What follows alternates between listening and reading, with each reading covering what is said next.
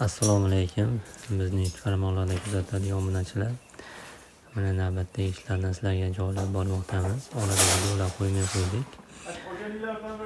Ba'zi bir sabablarga ko'ra mana xudo xolasa endi buni videolar qo'yib boramiz. Sizlar faqat like bosib bizni qo'llab-quvvatlab qo'ysanglar, videolarimiz keng tarqalishiga hissa qo'shgan bo'lardinglar.